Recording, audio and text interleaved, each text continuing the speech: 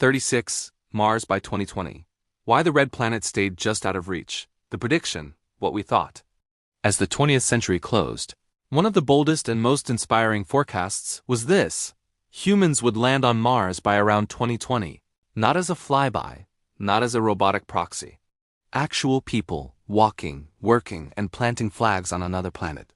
Mars would become the next great chapter in human exploration, echoing the moon landings a generation earlier. In this future, Mars symbolized destiny. Humanity would outgrow Earth's limits, expand outward, and prove that exploration was not a one-time achievement, but a permanent trait. Standing in 1999, this didn't feel wildly optimistic.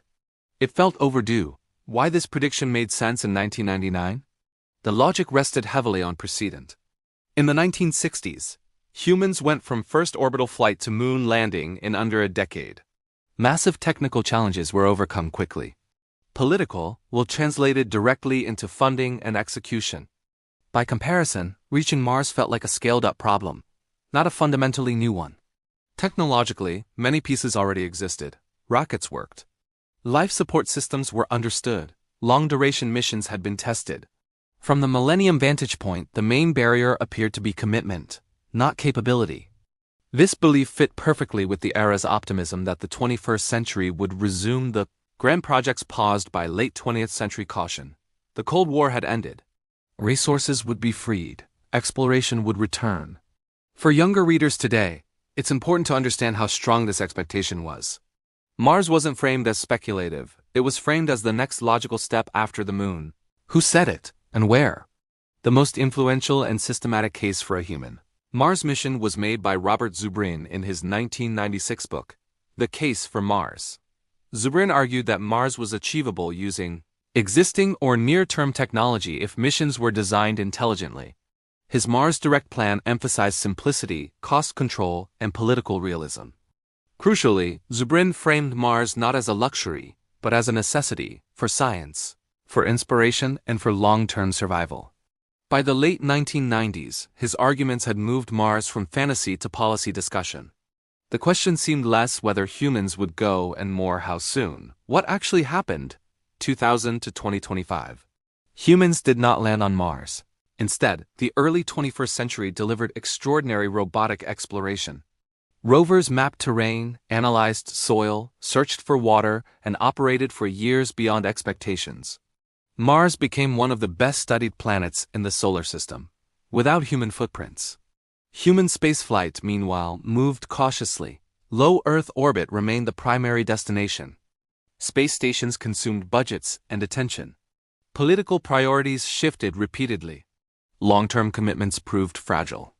Mars missions remained perpetually 10 to 20 years away.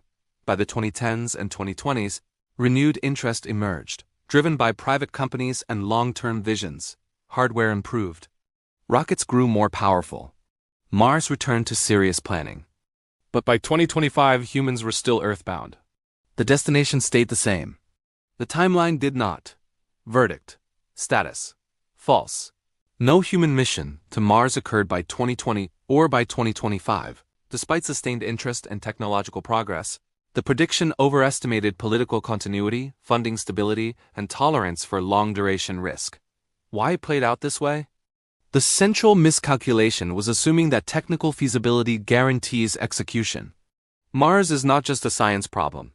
It's a political, economic, and psychological one. Missions span decades. Risks are immense. Returns are intangible. Governments struggle to sustain focus at that scale. There was also a substitution effect. Robotic missions became so capable that urgency faded. When machines could explore safely and cheaply, the case for risking human lives weakened.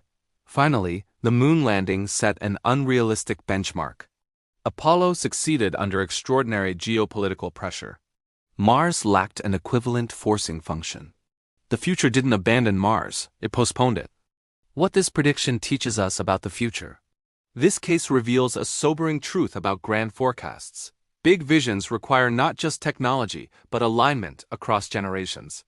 Mars exploration demands patience, continuity, and shared purpose, qualities hard to maintain in a fragmented world. In 1999, Mars symbolized humanity's next leap. In 2026, it symbolizes our caution. The ambition remains. The urgency does not. The future delivered incredible exploration, but it chose robots over romance. One sentence takeaway. We proved we could reach Mars, but not that we were ready to go ourselves.